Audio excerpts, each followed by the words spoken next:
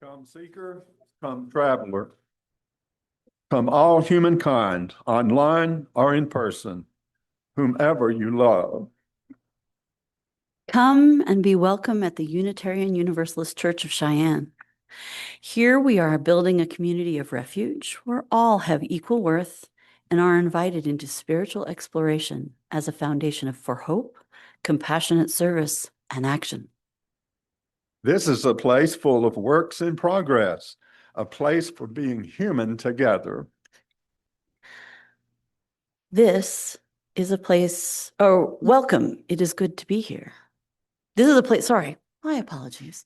I'm not used to being the service leader.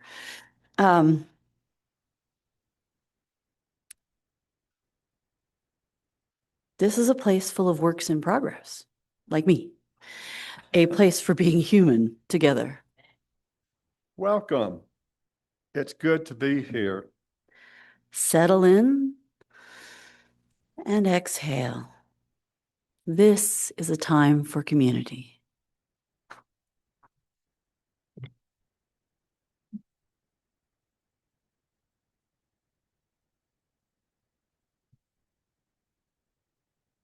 Hi, I'm Carol Bowles. I'm a member of the board. I'm here to welcome you to this church where we are on a shared journey to find meaning, connection, and community together. If you are new to us, please fill out a welcome card and drop it in the offering basket so that we can share information about our activities and help you find what nourishes your spirit here. There are also note cards in your pew for writing your joys and sorrows for the pastoral prayer. We pass a square basket during the offering to gather those. Write your name or remain anonymous. You can write "do not share" if on the card if there's something you want held in care by our minister and pastoral care team, but not spoken aloud. Many activities and events happen each week in this community. Here are a few coming up soon. This is the fourth Sunday, and so faith development class for ages 5 through 12-year-olds meets downstairs at 8 a.m. following worship. Following time for all ages. Excuse me. Well, this is not right then. Okay. And they will go down during the church service. Okay. You can read more announcements in your order of service. And I just want to say that the board has been in contact with Reverend Elizabeth and that she has finished her job in Minneapolis, and her flight was delayed. And so she is not, that's why she's not here at the service today.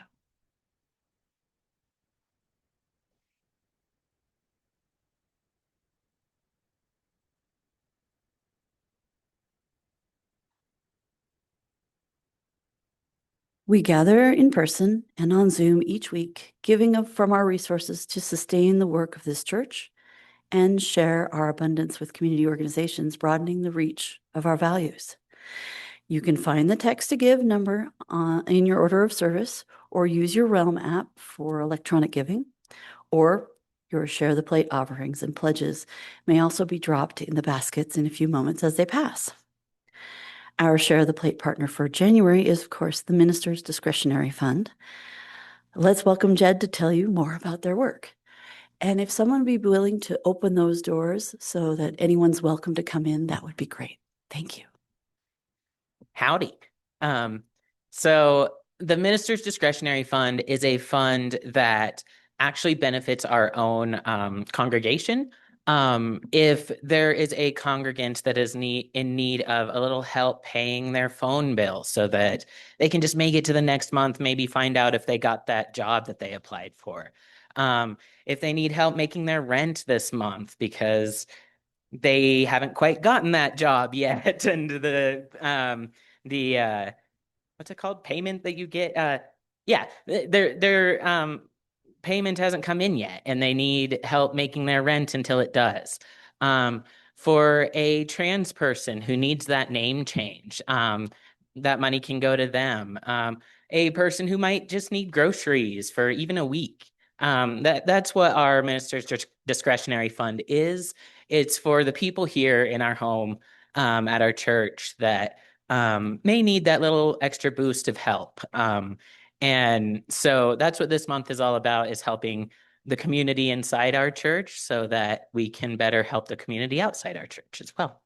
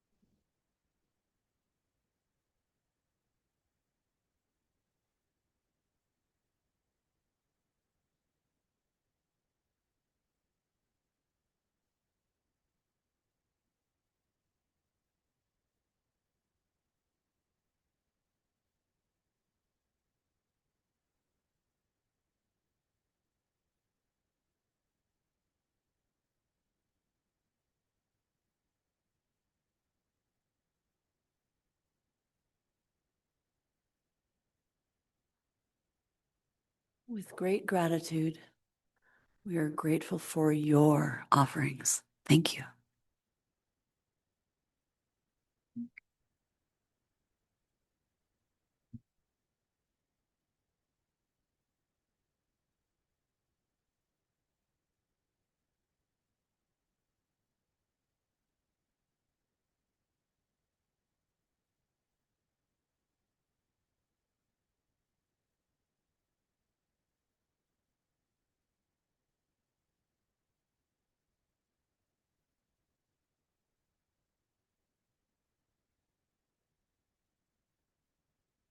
A prayer for those gathered in worship by Barbara J. Peskin. In this familiar place, listen to the sounds of breathing, creaking chairs, shuffling feet, clearing throats, and sighing all around. Know that each breath, movement, the glance meant for you or intercepted, holds a life within it. There are signs that we choose to be in this company, have things to say to each other, things not yet said, but in each other's presence still, trembling behind our heart's doors, these doors closed but unlocked, each silent thing waiting on the threshold between unknowing and knowing, between being hidden and being known. Find the silence among these people and listen to it all. Breathing, sighs, movement, holding back. Hear the tears that have not yet reached their eyes. Perhaps they are your own. Hear also the laughter building deep where joy abides. Despite everything, listen, rejoice, and say, Amen. Now, for our opening hymn, I invite you to open your gray hymnal and rise in body or in spirit to join us in singing 170, We Are a Gentle, Angry People.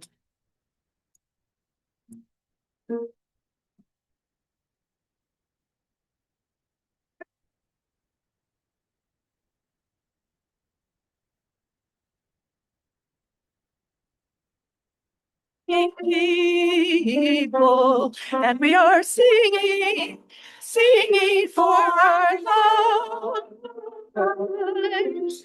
We are a gentle, angry people, and we are singing, singing for our lives. We are a justice-seeking people, and we are singing, singing for our lives. We are a justice-seeking people, and we are singing, singing for our lives. We are young and old together, and we are singing, singing for our lives. We are young and old together, and we are singing, singing for our lives.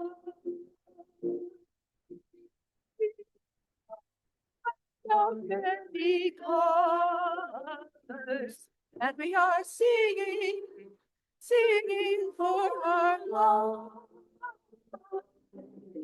We are many colors, and we are singing, singing for our lives. We are on strings together, and we are singing, singing for our lives. We are gay and straight together, and we are singing, singing for our lives. We are gentle, loving people, and we are singing, singing for our lives. We are gentle, loving people, and we are singing, singing for our lives.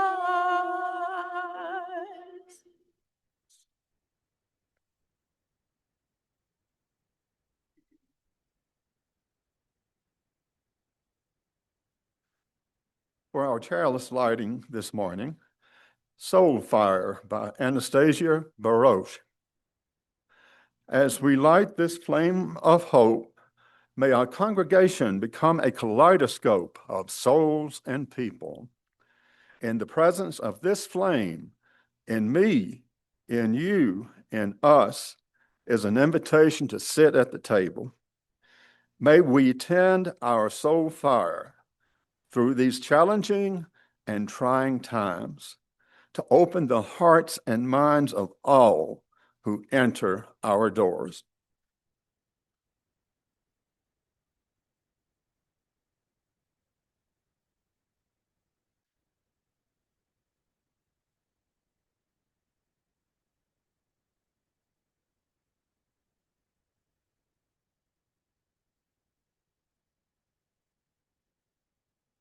Now, will you join me in the spirit of prayer?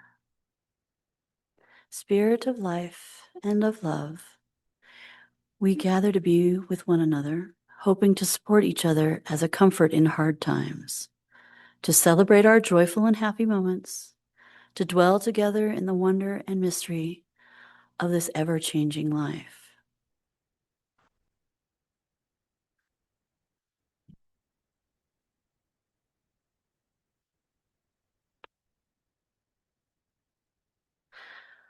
So, with a mindfulness for prayer, sending our blessings and our warm thoughts, Please send healing thoughts and prayers for my sister and my family. This is from Bertha. Also, let us spend our thoughts and prayers for Julianne for her back surgery that is coming up. Let's give her a moment of our thoughts.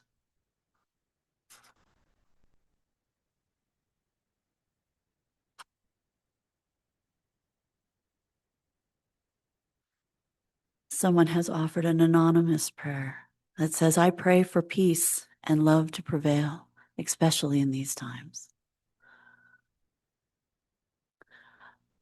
On a happier note, let us send our joys and celebrations up for the 6 people who enjoyed drumming together on Friday.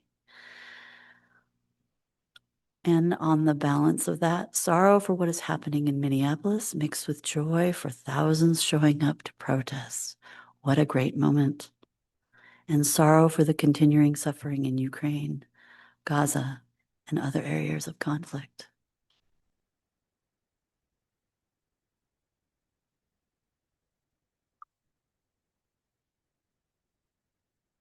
Susanna says that her beloved cousin, Wendy May, has passed.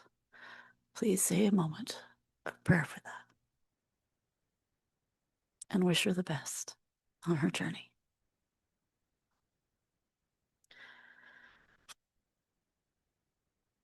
May we acknowledge this quiet time of winter where we all take stock and get ready for the spring. As the world turns, as the earth comes back into a time of growth, may we give thanks for those changes because it reminds us that everything is temporary, and hold room in our hearts for all the joys as yet unshared and the sorrows too tender to be spoken aloud. May we find in this space peace, comfort, and community that enfolds us. Amen, and blessed be. Now, if the young or the young at heart wish to join us on the chancel at this time, we invite you to share in the leadership of speaking our covenant in unison before our time for all ages. The words to our covenant may be found on the inside cover of your order of worship.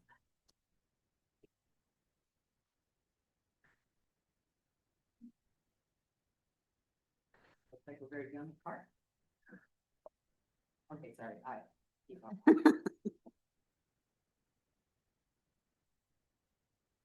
This covenant always starts with, love is the spirit of this church and service its cause. This is our covenant, to dwell together in peace, to seek truth, and to help others.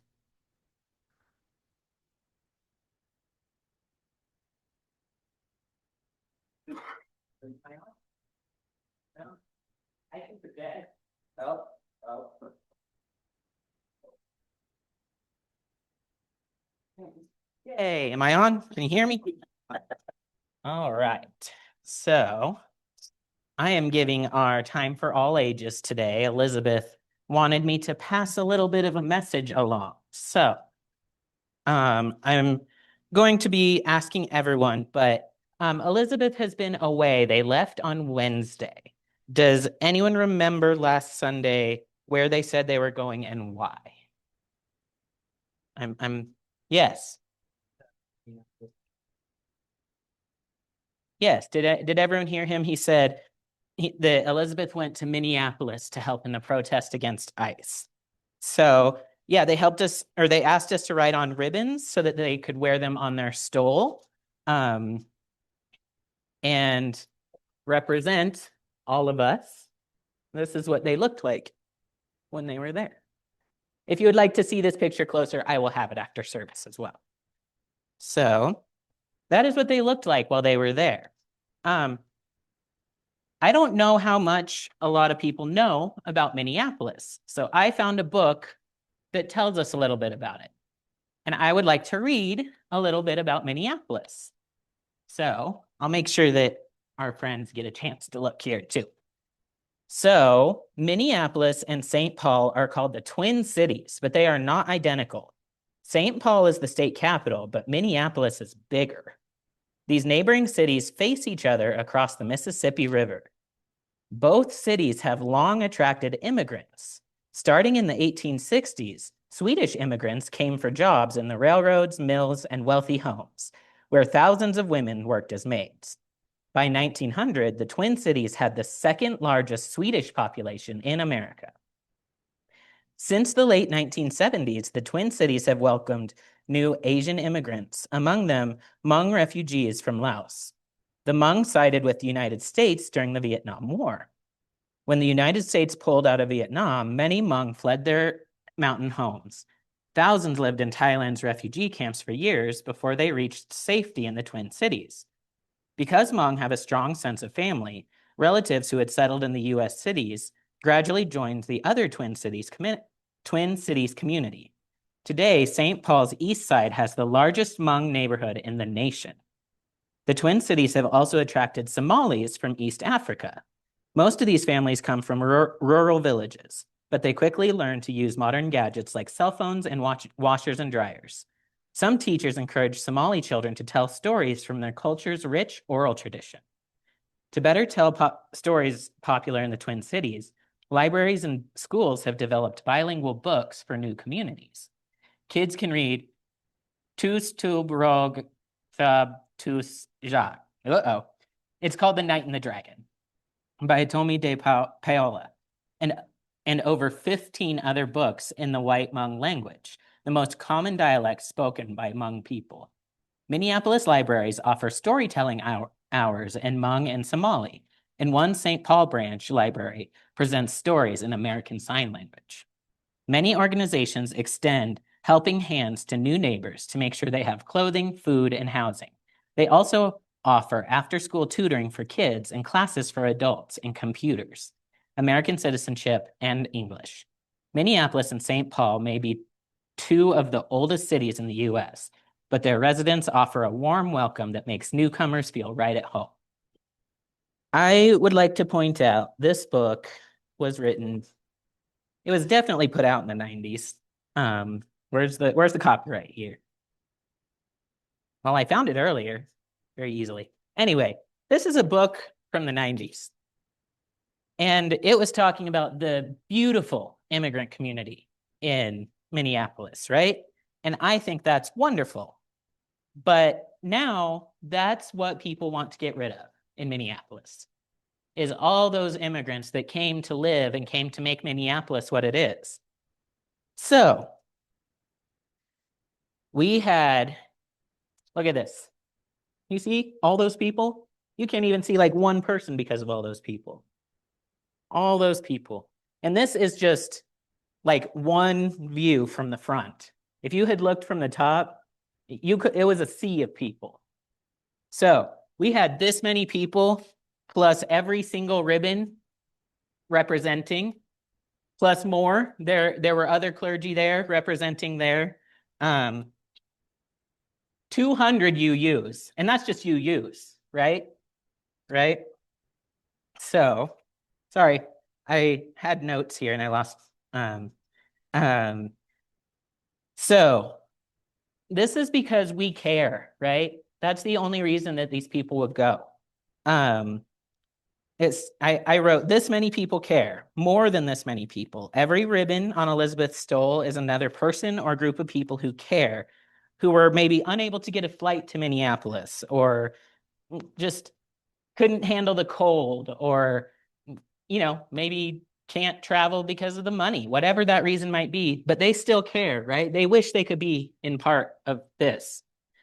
And all the clergy, they care too. They were praying, they were lifting the spirit up, they were doing whatever they believe is right in their religion to make sure that people knew that they cared. They were showing that spark of light. I'm like, it's this upside down? It's not. But, and so even you can keep the people of Minneapolis warm. Do you know how cold it was yesterday? Do you know how cold it was yesterday? Here, in Cheyenne? Cold enough, yeah? It was freezing. Yeah.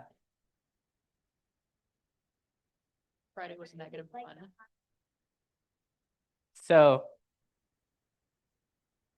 -8, I know. So there was like places around here when you woke up, whatever, it was -8. Do you know how cold it was midday in Minneapolis when Elizabeth was there? It was at least -10 degrees midday while Elizabeth was there, while all of those people were there. And they cared enough about this to be out in that weather and just protest what is going on, right? Because we care about our community. There's not enough money that you could pay us to make us stop caring. So that was a little disjointed, but I wanted to make sure everyone knew and understands why Elizabeth went and why we care. And not just Elizabeth cares, but we all care for our friends and our neighbors. And not just in Minneapolis, of course, but that's where it is right now. That's where it's the worst right now. And so we're hoping to stop it in Minneapolis before it goes anywhere else, right? Yeah. So thank you so much. Now, we send forth our children to what do you call it now? It's called faith development. I keep wanting to call it religious education. That's not what it's called anymore. It is called faith development. Would you like to carry our light? And we would like to sing our children out using the words that will be printed in the front cover of your order of service. Children, remember as you go the lessons we have learned together. To seek the fire of truth, to tend the fire of caring, always returning to the warmth of this community. Thank you.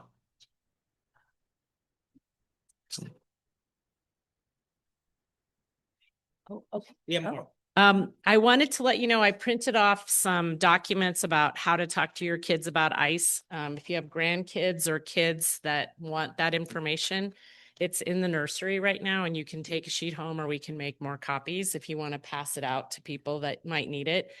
And if you look on, there's HuffPost.com, thousands rally against immigration enforcement in sub-zero Minnesota temperatures is the title of the article, but Reverend Elizabeth is quoted in it.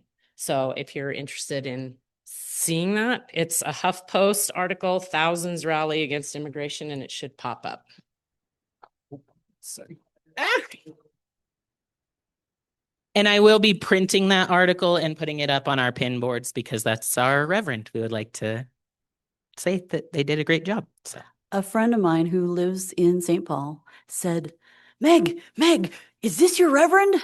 And sent me the article from the Sweden paper is what they call it in Minneapolis. And I was like, yep, that's our reverend. So she was very excited. And she also wanted to convey to the congregation, thank you so much for sending your reverend because it means a lot to us.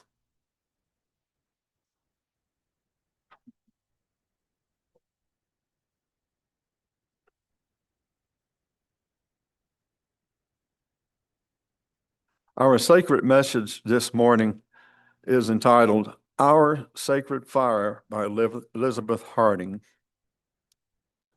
People have always known that fire was special. Long, long ago, before people made matches or candles or even made houses, people knew that fire was special. There was the great fire in the sky, the sun, which made the earth warm and made night into day. And there were the smaller fires that people made, fires that cooked their food and kept them warm and bright and brought them light. People honored the fires because the fire was special. Fire was more than human. Fire has power. It can create and can destroy. It can bring light and it can burn. Fire can be wonderful and fire can be terrible. We have to be careful with fire. And so people thought that fire was something sacred and holy. Some people even worshiped fire. and said that fire was a deity, like a goddess or a god. Other people and fire wasn't actually the deity, but meant that the deity was there.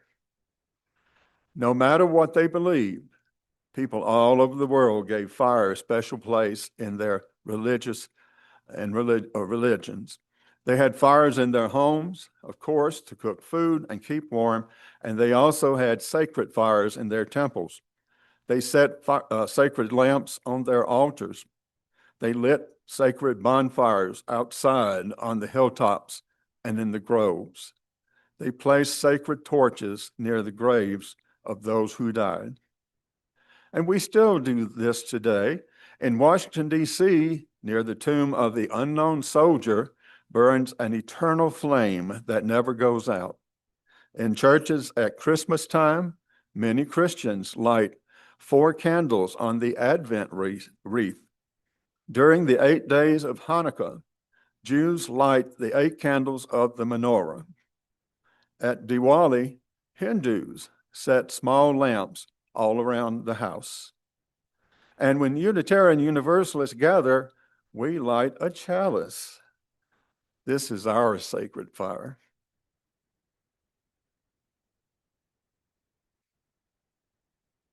For our core reading this morning, we have an excerpt of Justice, Equity, and Compassion by Kenneth W. Collier. What is justice? If you think this is an easy question, I refer you to Plato's Republic.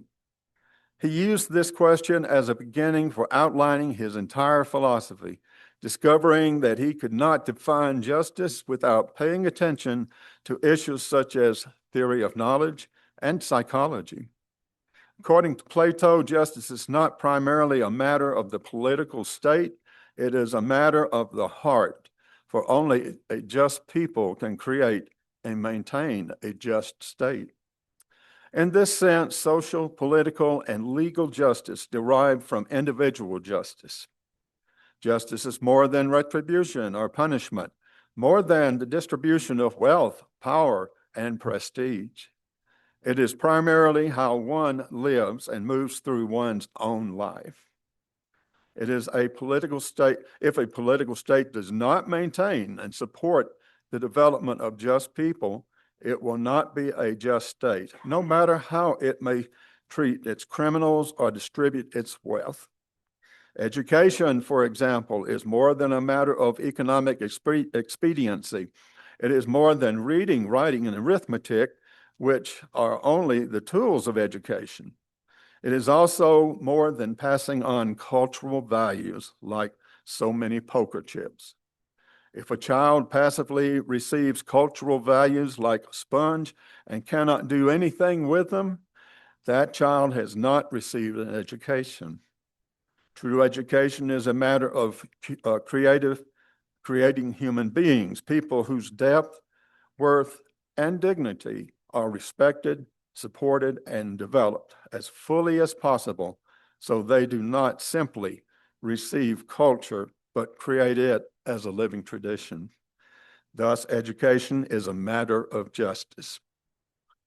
What does it mean to be a just person? According to Plato, to be a just person is to have a certain balance of the principles of the soul. I understand this answer to mean that a just person has achieved a kind of inner peace and ordering of oneself within, a recognition and acceptance of one's worth, and a cultivation of dignity. Carl Gustav Jung likened neurosis as an internal civil war, a person in conflict with themselves. Plato's ideal just person is one who has solved that inner conflict, ordered the heart, and is at peace. Black Elk, the Oglala holy man, says there are 3 kinds of peace: that which is within the heart, that which is between friends and neighbors, and that which is among nations. But without peace, without the heart, there cannot be peace between neighbors or among nations. Peace cannot be maintained among people who are at war with themselves. The just have found peace within the heart and use that inner peace to live in harmony with their neighbors. Justice in this sense is like genuine, deep peace, not something that ordinary people can achieve in any final and finished way. It is a telos, a goal that moves us forward in the struggle to become deeper and more fully human. We're not just, but we are just the beginning just for us. And now we have the fire ritual.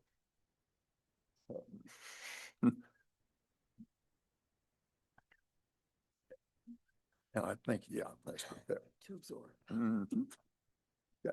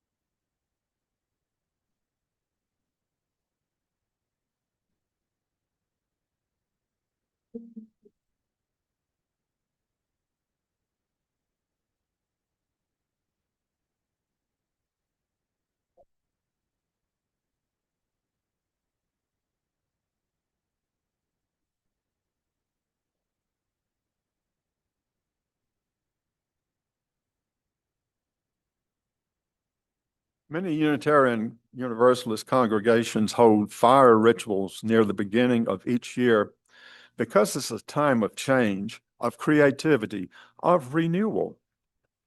The purpose of this ritual is to help us consider what may be holding us back and what are we ready to embrace, to raise our intentions up so that our journey onward may be guided by our values of justice and generosity, of equity and interdependence, placing love at the center and dismissing fear.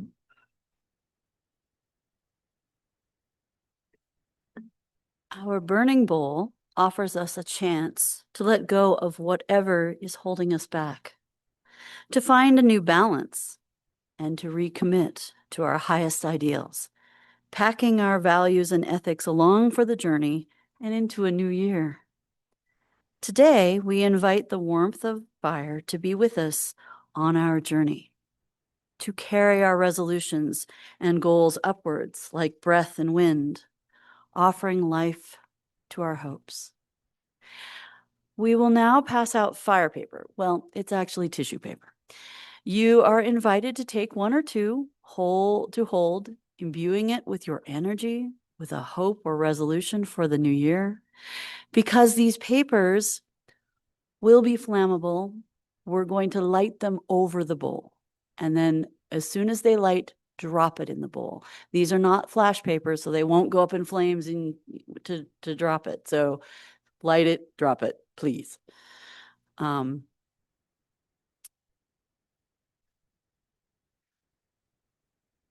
with that, take some time now. Ponder what you need. Ponder what you'd like to release. Ponder what you want most. Perhaps you might need to release a fear or offer hope for courageous action in the year to come, especially with the stories of Minneapolis. Perhaps you need something to come into your life to make it just a little bit easier.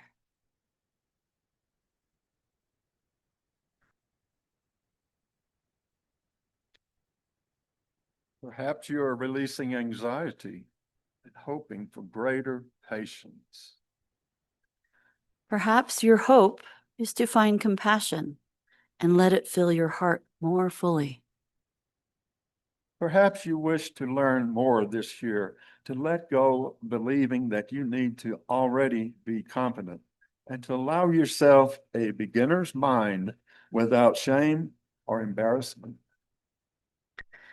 Perhaps we who are holding this ritual do not know how to speak aloud what you need, but you do within your heart and soul. Or perhaps even if you are not yet certain of that, the dream that you are holding inside.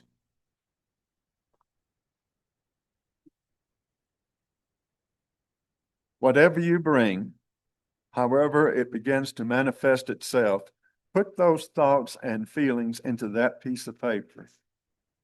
You can write a word or a symbol, crinkle it in your hand, or use your own energy to imprint on it. If you are joining us online, write a word or put an asterisk in the chat, and we will write that word or add a star to a paper and uplift it on your behalf. When you feel ready to send your intention beyond yourself, come up to the altar or hand your paper to Jed. Jed, that's good, in the aisle to take up for you for burning. If you're feeling nervous with flame, you can hand your paper to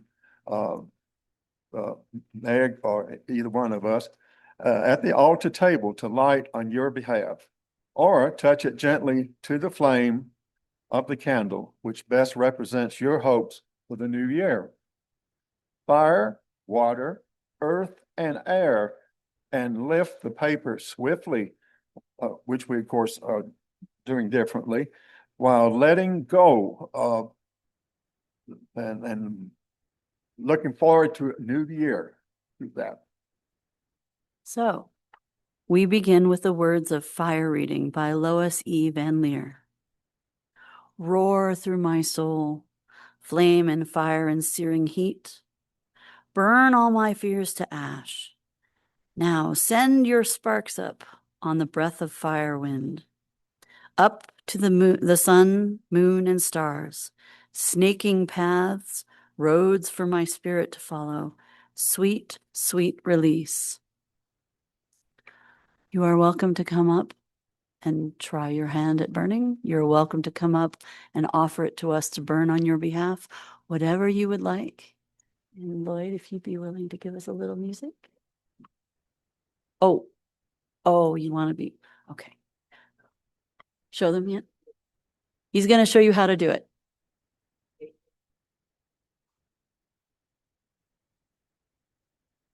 Ooh.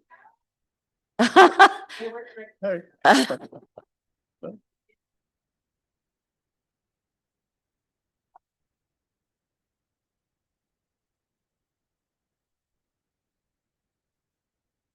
Maybe the corner. There you go. That's it. And be mindful that it burns.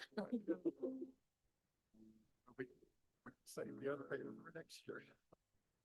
Oh, well. Sorry, it's so tricky.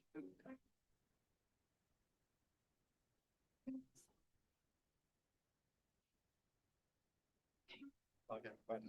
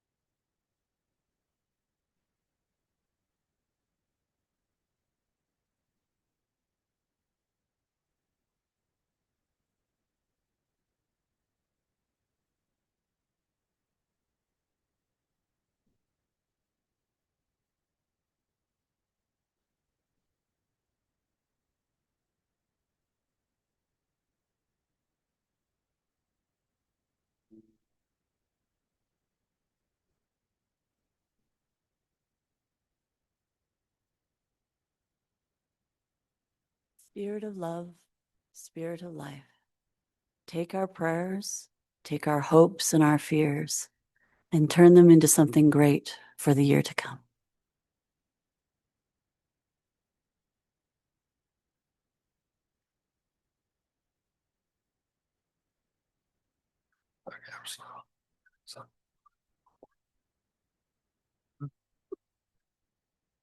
A place for being human together.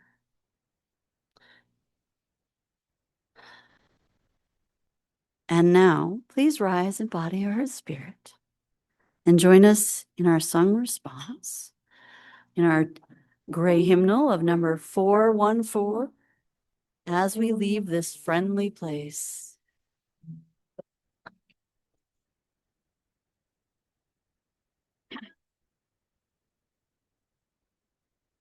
We leave this friendly place. Love give light to every face. May the kindness which we learn light our hearts till we return.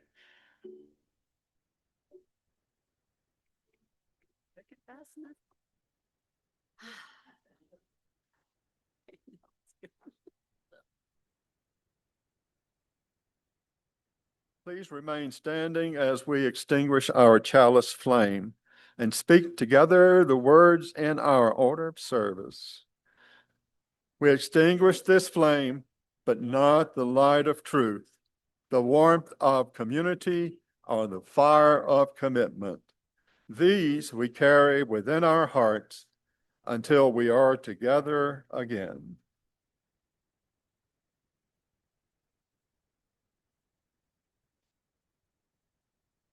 Though the flame paper has disappeared, the spark of our actions have only just ignited a fire in ourselves and our country. Go forth today, knowing that you have the ability to create change, big change, with the littlest of actions. Or cozy up next to someone else's fire while you build up some more kindling for yours. There's always plenty of warmth to share. Use your spark as often as you can as you encounter others this week ahead. Blessed be.